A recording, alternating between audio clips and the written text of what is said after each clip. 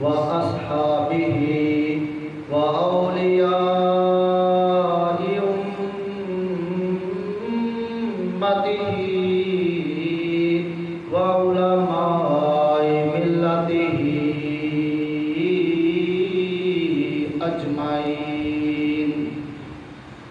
أما بعد فأعوذ بالله من الشيطان الرجيم. بسم الله الرحمن الرحيم. يا أيها الذين آمنوا إذا نودي للصلاة من يوم الجمعة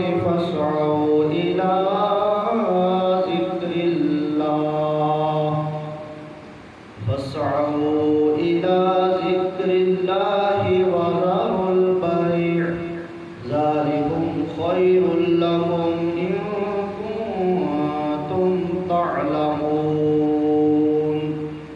قال الله تبارك وتعالى في شأن حبيبه مخبرا وآمرا: إن الله وملائكته يصلون على النبي يا أيها الذين آمنوا صلوا عليه وسلموا تسليما.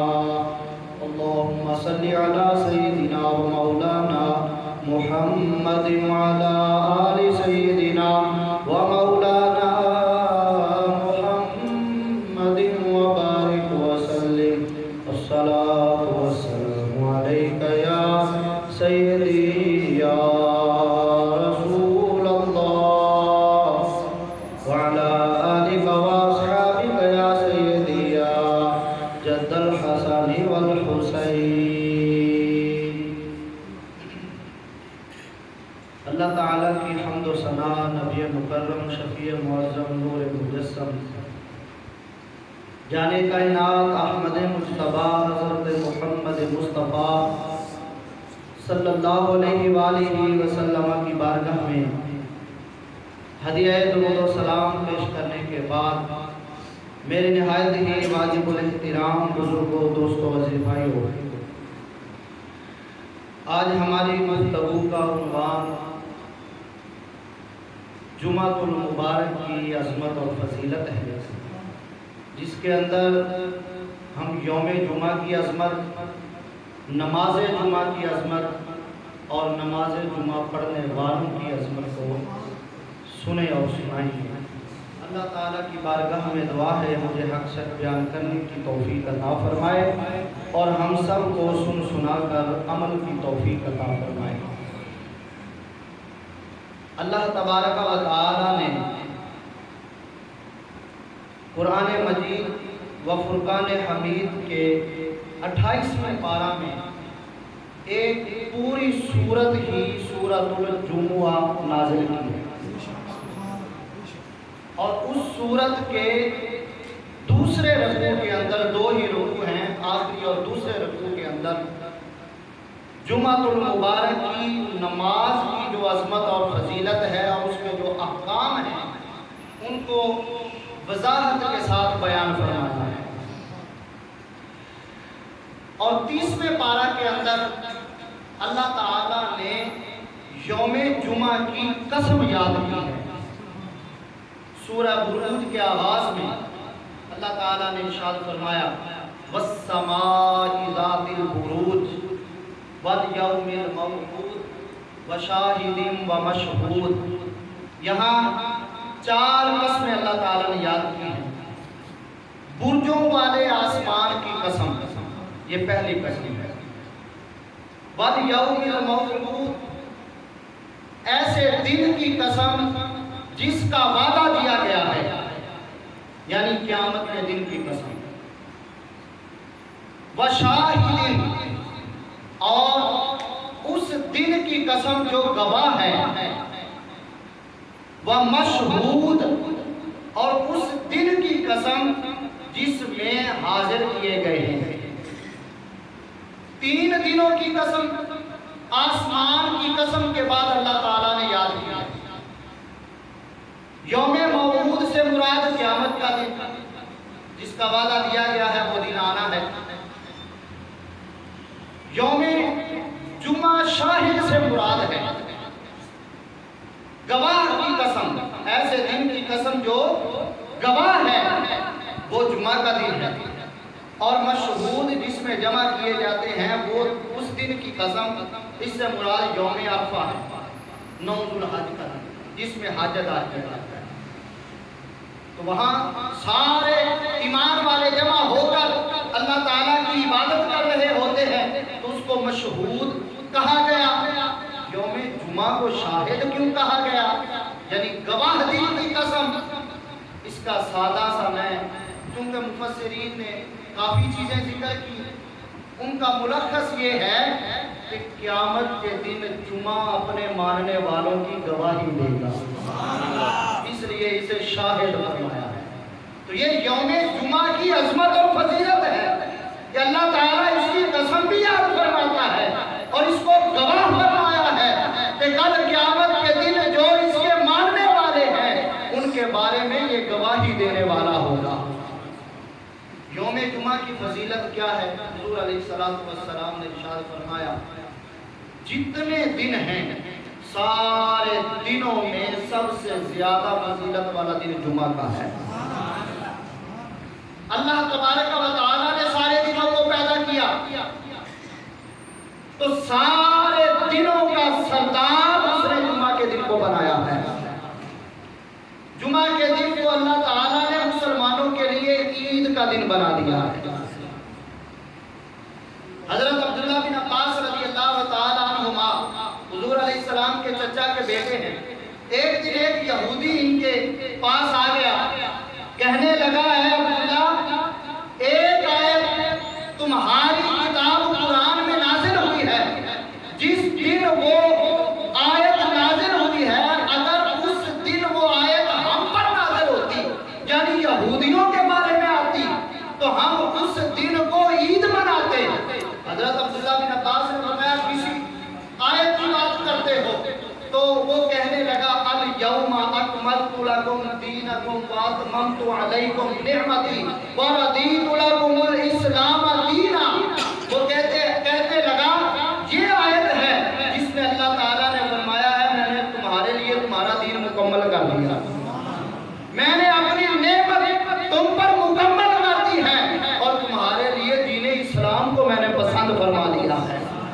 یہ جو آیت ہے، اگر یہ آیت اللہ ہم پر نازل کرتا تو ہم عید مناتے اس دن۔ آپ فرمانے لگے، چپ کر، یہ تو ایک عید کی بات کرتا ہے، اللہ نے جس دن ہمیں یہ عطا کی ہے آیت، وہ ہماری 2 عیدوں کا دن تھا، 2 عیدوں کا دن تھا۔ وہ کہنے لگا، وہ کیسے؟ تو آپ نے فرمایا، جس دن یہ آیت نازل ہوئی تھی تو یوم عرفہ تھا، 9 ذوالحج کا وہ دن تھا، اور ساتھ ہی جمعہ المبارک تھا۔ تو اللہ نے اس دن ہمیں یہ آیت دی ہے، جس دن ہماری 2 عیدیں تھی، تو ایک عید کی بات کر رہا ہے۔ تو یہ جمعہ المبارک جو ہے عید کا دن ہے، مسلمانوں کے لیے اللہ تعالیٰ نے اسے بولیے عید بنایا ہے۔ کسی شاعر نے بڑا ہی پیارا اس کے حوالے سے ذکر کیا ہے، اور اس میں جو جمعہ المبارک ادا کرنے والے ہیں ان کی فضیلت بھی اس نے بیان کی ہے، اور وہ کہتا ہے، خدا کے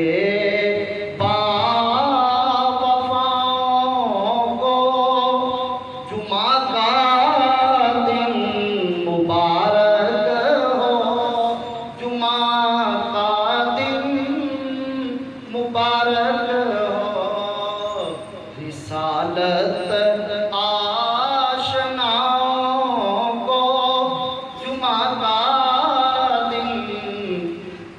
مبارک ہو، جمعہ کا دن مبارک ہو۔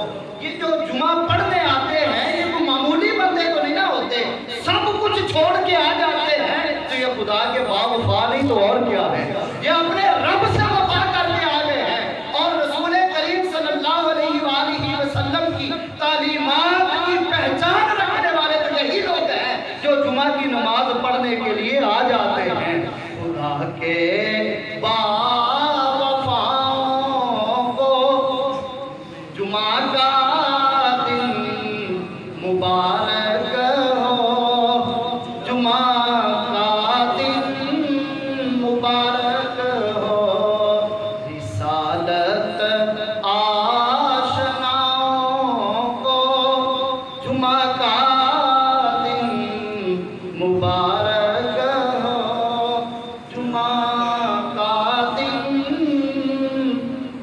मुबारक हो।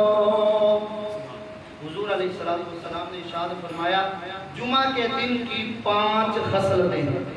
जुमा के दिन की कितनी खसलतें हैं? 5।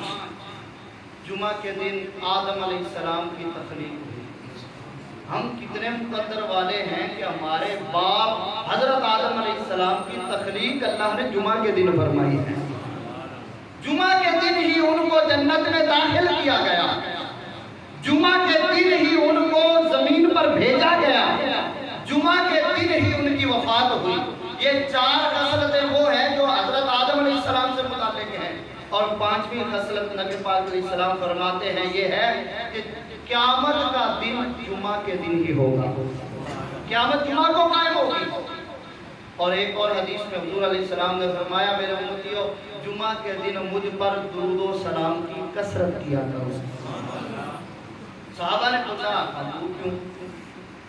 बाकी दिनों की बनिस्बत जुमा के दिन कसरत क्यों? फरमाया, इस दिन जो तुम्हारा दुरूद व सलाम है वो मेरी बारगाह में पेश किया जाता है। तो जब जुमा के दिन कसरत से दुरूद व सलाम पढ़ोगे, मेरी बारगाह में पेश किया जाएगा।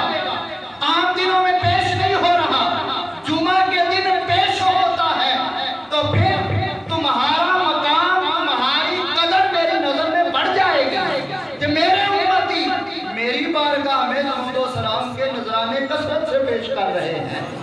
और दूसरा ये फायदा हो जाएगा, आप फरमा रहे हैं जुमा के दिन दुरूद व सलाम की कसरत करो और क़यामत जुमे के दिन आएगी।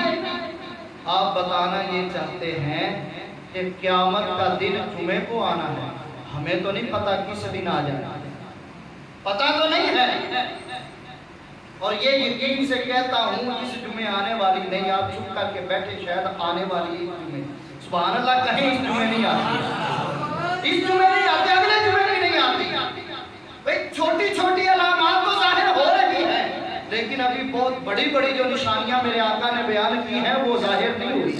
वो अलामतें जाहिर होगी, फिर जाके क़यामत आएगी। अभी हजरत ईसा अलैहिस्सलाम ने आना है, हजरत इमाम महदी ने आना है, फिर उनका विसाल होना है, उसके बाद जाके कहीं क़यामत आएगी, अभी नहीं आ रही।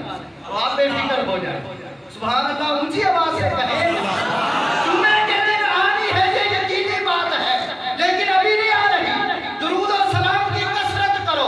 आका फरमाते हैं जुमे के दिन दुरूद और सलाम की कसरत करो कि इधर क़यामत का दिन आ जाए, आनी तो जुमे को है, क़यामत कायम हो जाए, तुम दुरूद और सलाम कसरत से पढ़ते होगे, दुरूद और सलाम पढ़ते पढ़ते रब के दरबार पेश हो जाओगे।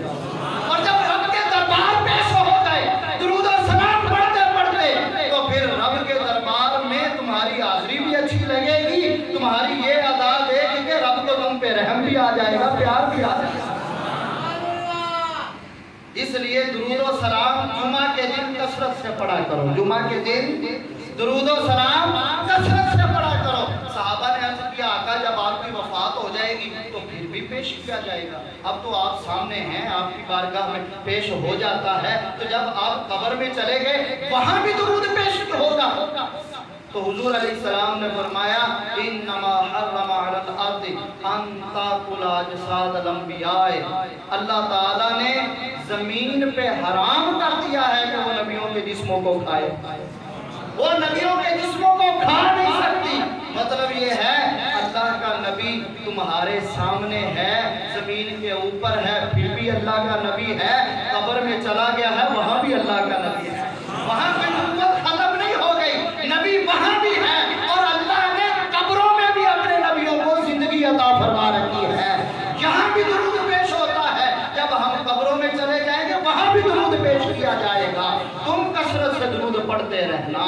इसीलिए शायद ने लिखा ना, सुनो क्या कह रही रहमत दुरूदों की, करो कसरत दुरूदों की, करो कसरत मोहम्मद के गदाओं को जुमा का दिन मुबारक हो, जुमा का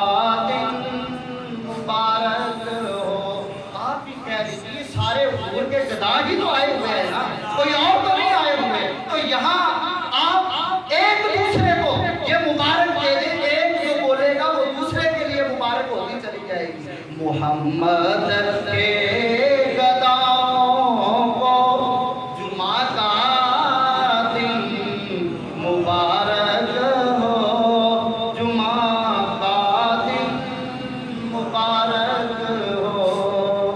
سنو کیا کہہ رہی رحمت درودوں کی، کرو کثرت محمد کے گداؤں کو جمعہ کا دن مبارک ہو، جمعہ کا دن مبارک ہو۔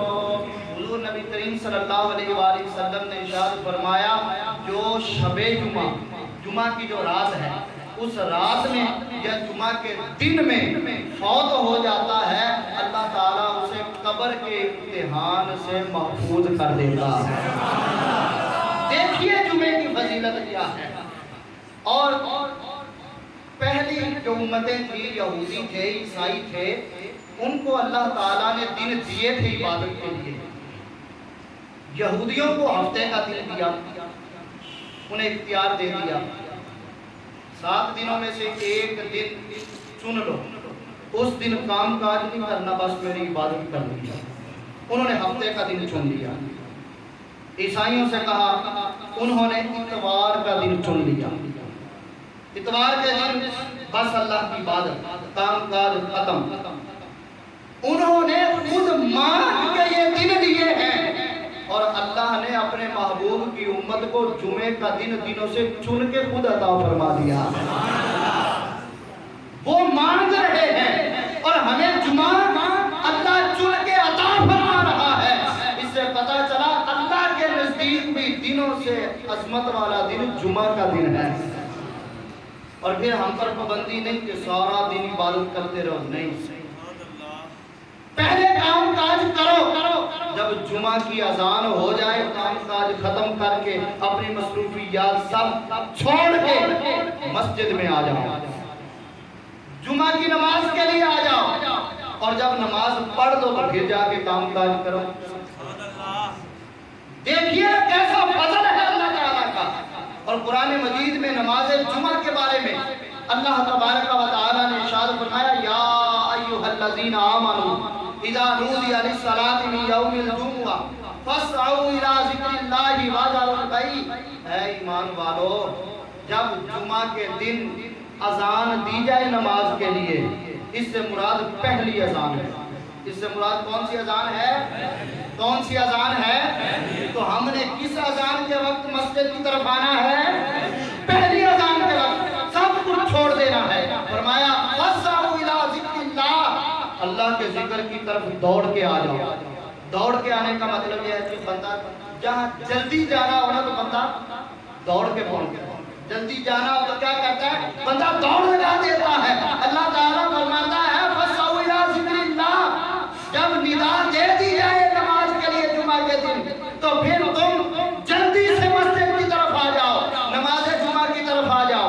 وذروا البیع، اور بیع چھوڑ دو، خرید و فروخت چھوڑ دو، خرید و فروخت چھوڑ دینا اللہ تبارک و تعالیٰ کا حکم ہے، اور یہ لازمی حکم ہے، فرض ہے۔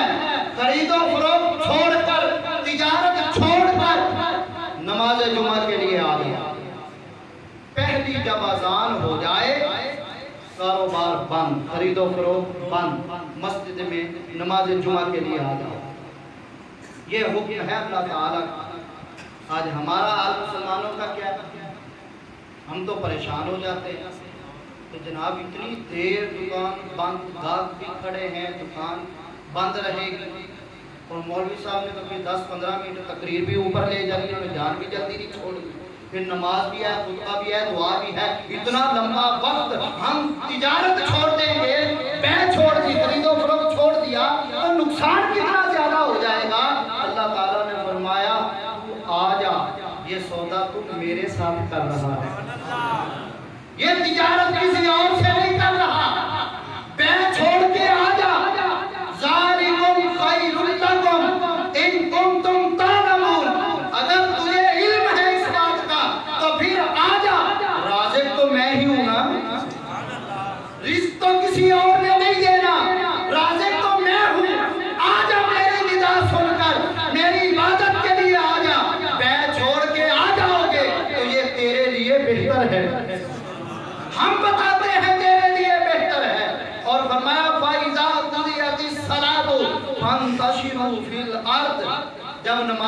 لو، زمین میں پھیل جاؤ، وَابْتَغُوا مِنْ فَضْلِ اللَّهِ، اللہ کا فضل تلاش کرو۔ اب توجہ کیجئے گا، جب بندہ خرید و فروخت چھوڑ کر آ گیا مسجد میں نماز کے لیے، پہلی ندا ہوئی، پہلی اذان ہوئی، بندہ آ گیا نماز کی طرف، کاروبار چھوڑ دیا، تو وہ کیا تھا؟ اللہ تعالیٰ فرماتا بازار البیع، اسے اللہ تعالیٰ تجارت فرماتا ہے، خرید و فروخت فرماتا ہے۔ اور جب نماز پڑھ لی، اب جا کے جو کاروبار کرو گے، فرمایا وَابْتَغُوا مِنْ فَضْلِ اللَّهِ، اب یہ تجارت نہیں ہے، یہ اللہ کا فضل بن گیا ہے۔ چھوڑ کے تو تجارت آیا ہے، اب ہم نے تیرے لیے جا کے تو کرے گا تو فضل بنا دیا ہے۔ دیکھیے نا اللہ تعالیٰ کتنا کرم فرما رہا ہے۔ ہم تو تجارت چھوڑ کے آئے ہیں، ہم تو بیع چھوڑ کے آئے ہیں، خرید و فروخت چھوڑ کے آئے ہیں۔ یہ ایک تجارت تھی، ایک کام کاج تھا، اور اللہ تعالیٰ نے اس کو اپنا فضل بنا دیا ہے جب نماز پڑھ کے جا کے کریں گے۔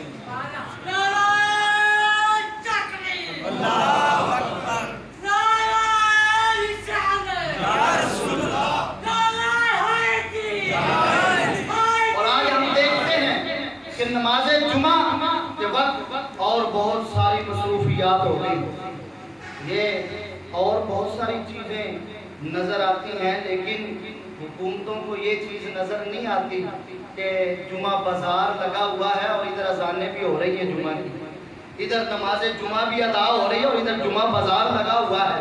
کیا عورتیں، کیا مرد، کیا بچے، سب نوجوان ادھر پہنچے ہوئے ہیں اور ادھر مسجدوں میں نماز جمعہ کا وقت ہے، تو جمعہ کے دن یہ جمعہ بازار بند کیا جائے اور نماز کے لیے اہتمام کیا جائے۔ تو جب یہ بند ہی نہیں کروائے جائیں گے تو لوگوں نے کہاں چھوڑنا ہے؟ تو جمعہ بازار لگانا گویا کہ اسلام دشمنی ہے، اسلام کی حدوں کو توڑنا ہے۔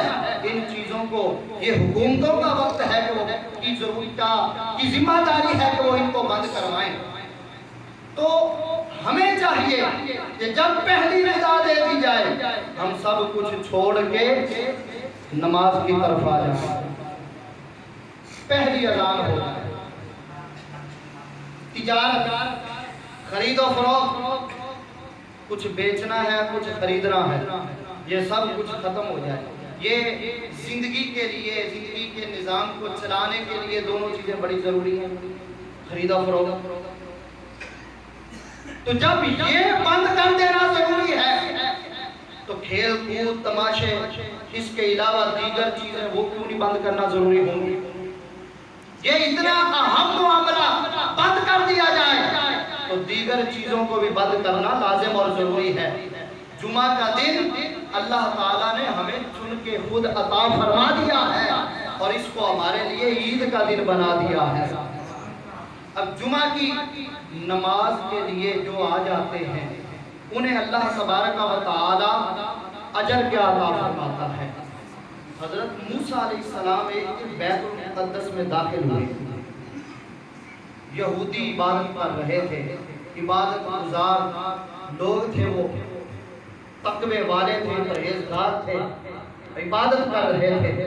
موسیٰ علیہ السلام نے جب ان کی عبادت کو دیکھا رشک آ گیا، بڑے خوش ہوئے اور دل ہی دل میں کہہ رہے تھے کہ یہ کتنی پیاری عبادت کر رہے ہیں۔ اللہ تعالیٰ نے فرمایا پیارے کلیم ان کی عبادت کو دیکھ کے تجھے رشک آ رہا ہے، سن میرے محبوب کی جو امت ہوگی وہ جمعہ کے دن 2 رکعتیں جمعہ کی جو پڑھیں گے، ان کی یہ ساری زندگی کی اس طرح کی عبادت ایک طرف ہے، وہ 2 رکعتیں ایک طرف ہے۔ اب دیکھیے یہ جمعہ کی 2 رکعتیں جو اللہ نے عطا کی ہے ان کی فضیلت کیا ہے۔ حضور علیہ السلام معراج کی رات جب آسمانوں کی سیر کے لیے تشریف لے گئے، خانہ کعبہ کے اوپر بالکل سیدھا اوپر ایک بیت ہے جسے بیت المعمور کہا جاتا ہے، فرشتوں سے وہ گھر بھرا رہتا ہے ہر وقت، اسی لیے اس کو بیت المعمور کہا جاتا ہے۔ حضرت جبریل امین آپ کو پکڑ کر، آپ کا ہاتھ پکڑ کے اس کے اندر لے گئے، وہاں فرشتوں کا ہجوم تھا، انہوں نے آپ کو مصلی پر کھڑا کیا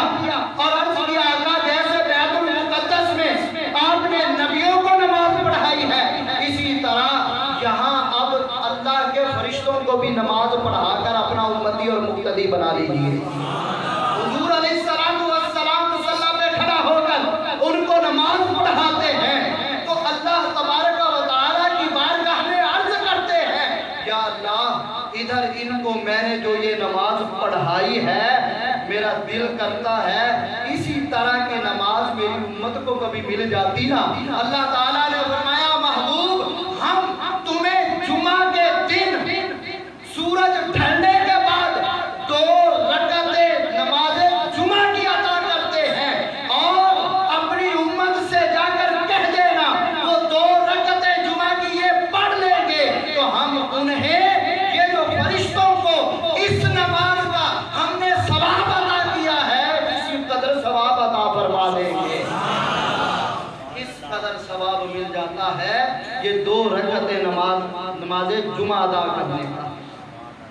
تو پھر ہمیں یہ بھی کہنا پڑے گا حرم سے لے کے آئی ہیں بہاریں ساتھ بخشش بھی، بہاریں ساتھ بخشش بھی، کرم کی ان ہواؤں کو جمعہ کا دن مبارک ہو۔ سبحان اللہ کو کہہ دیجیے جمعہ کا دن مبارک ہو۔ آپ بھی کہتے ہوں گے 5-6 جمعے ہو گئے، یہ کون سا موضوع شروع ہو گیا؟ پہلے نماز پھر مسجد، اب جمعہ، اب نماز کی جان چھوٹ ہی نہیں رہی۔ بھائی یہ ہمارے لیے ہی تو ہے، میں تو اپنا فرض ادا کر رہا ہوں اور اپنی ڈیوٹی دے رہا ہوں۔ اگر 2-4 بھی نمازی بن گئے میری آخرت تو سمجھ جائے گی نا جی۔ 2-4 بندے بھی نمازی بن گئے، 100 آتا ہے، 200 آتا ہے، 300 آتا ہے، آپ وقت پہ آتے ہیں، گفتگو سنتے ہیں، میری بھی ذمہ داری بنتی ہے آپ کو کچھ بتایا جائے جی۔ تو جمعہ کی نماز جو ہے اس کا بڑا ہی اجر و ثواب ہے۔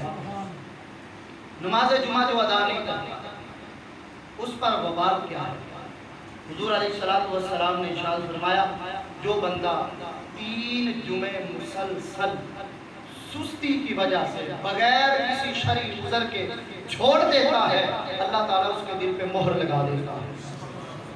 دیکھیے یہ کتنا بڑا جرم ہے نماز جمعہ کو چھوڑ دینا۔ نماز جمعہ مسافر پہ فرض نہیں ہے، مریض پہ فرض نہیں ہے۔ ایسا مریض جو نماز جمعہ کے لیے نہیں آ سکتا اس پر فرض نہیں ہے۔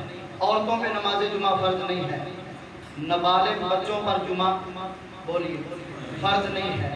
لیکن ایسے سمجھدار بچے جن کو مسجد کا تقدس کا بھی پتہ ہو، بہت چھوٹے بچے نہ ہوں نابالغ ہی لیکن سمجھدار بچے ہوں، تو پھر ان کو نماز جمعہ کے لیے باپ کی ذمہ داری بنتی ہے، بڑے بھائی کی ذمہ داری بنتی ہے، انگلی سے لگا کے لائے تاکہ انہیں پتہ چل جائے کہ جب جمعہ کا دن آ جائے کھیل کود میں وقت نہیں گزارنا ہے، ندا ہو جائے تو میں نے مسجد میں اس طرح جانا ہے، اس طرح والد مجھے لے کے جانا ہے، عادت بن جائے۔ ان کی عادت بنانے کے لیے ان کو ٹائم پہ مسجد میں لے کے آؤ۔ تو نماز جمعہ کے لیے وقت پر آیا کریں، اور نماز ادا کرنے کے آداب یہ ہوتے ہیں کہ آپ جب مسجد میں آئیں تو گردنیں نہ پھیلانگا کریں۔ پہلی صف کی لالچ میں، اگلی صف کی لالچ میں بندہ کہے کہ میں اپنا ان لوگوں کو کراس کر کے آگے چلا جاؤں، گردنیں نہ پھیلانگے۔ اگر کشادہ جگہ ہے تو وہاں سے گزر کے جا سکتے ہیں، لیکن 2 مل کے بندے بیٹھے ان کو ایسے ہٹا کے آگے سے گزرنا، ان کو اوپر سے گزر کے آگے جانا یہ منع کیا گیا ہے۔ تو حضور نبی کریم صلی اللہ علیہ وآلہ وسلم نے ارشاد فرمایا جو بندہ اچھے طریقے سے غسل کرے جمعہ کے دن اور نیا لباس میسر ہو تو ٹھیک، ورنہ صاف ستھرا لباس پہن کے وضو کر کے مسجد میں آ جاتا ہے اور اس طرح آتا ہے کہ کسی کی گردنوں کو نہیں پھیلانگتا، گردنیں پھیلانگے بغیر جہاں جگہ ملتی ہے وہاں بیٹھ جاتا ہے اور خطبہ خاموشی سے سنتا ہے، اس طرح نماز پڑھ کے جب واپس جاتا ہے تو اللہ تبارک و تعالیٰ اس جمعے سے لے کر اگلے جمعے تک اس کے گناہوں کو معاف فرما دیتا ہے۔ اس طرح جو جمعہ پڑھتا ہے اس کے گناہوں کو اگلے جمعہ تک جو ہونے والے معاف فرما دیا جاتا ہے۔ تو پھر آپ کوشش کیا کریں اگر اگلی صفوں میں بیٹھنا ہے تو پہلے آیا کریں، اور جو پہلے آتا ہے اس کو ملتا کیا ہے؟ بخاری شریف کی حدیث ہے، حضور علیہ السلام نے فرمایا جو پہلے نمبر پہ آئے اس کو اونٹ کی قربانی کا ثواب، جو دوسرے نمبر پہ آئے، آپ سبحان اللہ بولتے جائے، میں تیزی سے گفتگو کرتا جاؤں گا، جو دوسرے نمبر پہ آئے اسے گائے کی قربانی کا ثواب، جو تیسرے نمبر پہ آئے اسے دمبے کی قربانی کا ثواب، جو چوتھے نمبر پہ آئے اسے مرغی صدقہ کرنے کا ثواب، جو پانچویں نمبر پہ آئے اسے چڑیا صدقہ کرنے کا ثواب، اور جو چھٹے نمبر پہ آئے اسے انڈا کا ثواب ملتا ہے۔ تو یہ ثواب ہے جو اس طرح ترتیب سے آتا ہے۔ تو اگر ثواب زیادہ چاہیے تو پھر پہلے آنا پڑے گا، پھر پہلے آنا پڑے گا، یہ نہیں کہ بھئی بندہ آئے تو بعد میں، لیکن اگلی صفوں میں بیٹھنے کے لیے لوگوں کی گردنیں پھیلان کے آ جائے، نہ نمبر وہی لکھا جائے گا جس پہ بندہ آ رہا ہے۔ جی یہ کوئی دنیا داری کا نظام تو نہیں ہے کہ نمبر آگے پیچھے ہو جائے، یہ لکھنے والے فرشتے ہیں، کوئی معمولی انسان نہیں۔ تو فرشتے اوپر نیچے نمبرنگ نہیں کرتے، وہ جو پہلا نمبر اسی کو دیں گے، جو دوسرا نمبر اسی کو دیں گے، وہ نمبر ترتیب سے ہی دیتے ہیں۔ اور نورانی دوات، نورانی قلم، نورانی دفتر وہ لے کے کھڑے ہوتے ہیں دروازوں پر، وہ نام لکھتے رہتے ہیں، لکھتے رہتے ہیں، لکھتے رہتے ہیں، جتنے لوگ آ رہے ہوتے ہیں لکھ رہے ہوتے ہیں، لکھ رہے ہوتے ہیں۔ جب امام خطبہ پڑھتا ہے تو پھر وہ دفتر بند کر کے خطبہ سننے کے لیے بیٹھ جاتے ہیں۔ اور جب نماز جمعہ پڑھ لی جاتی ہے، جو لیٹ آنے والے ہیں اور جو نہیں آ رہے کسی مجبوری کی وجہ سے، ان کے لیے پھر وہ دعائیں کرتے ہیں، ان کے لیے پھر وہ دعائیں کرتے ہیں، عرض کرتے ہیں یا اللہ یہ جو کسی بیماری کی وجہ سے نہیں آئے تو ان کو شفا عطا فرما، یا اللہ جو مسافر ہیں سفر پہ گئے ہوئے ہیں ان کو اپنی منزل پہ تو آسانی سے پہنچا، یا اللہ جو کسی مجبوری کی وجہ سے نہیں آ سکے تو پھر تو ان کو اس مجبوری سے بچا، اگر وہ کوئی گمراہ ہو گیا ہے جان بوجھ کے نہیں آیا، کسی سستی کی وجہ سے نہیں آیا، تو یا اللہ تو اس کو ہدایت کے راستے پہ چلا، اور وہ اس طرح بخشش کی دعائیں کرتے رہتے ہیں۔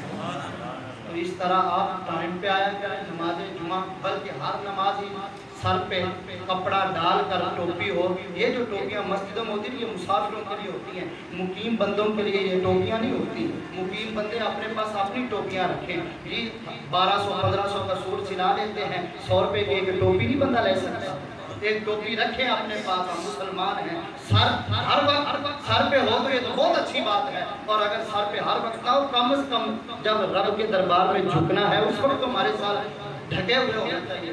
نبی پاک علیہ السلام ساری زندگی کبھی ننگے سر نہیں رہتے، عام حالات کے علاوہ باقی ہر وقت آپ کا سر ڈھکا ہوا ہوتا تھا، کبھی کپڑا ہے تو کبھی امامہ ہے۔ اللہ تعالیٰ عمل کی توفیق عطا فرمائے۔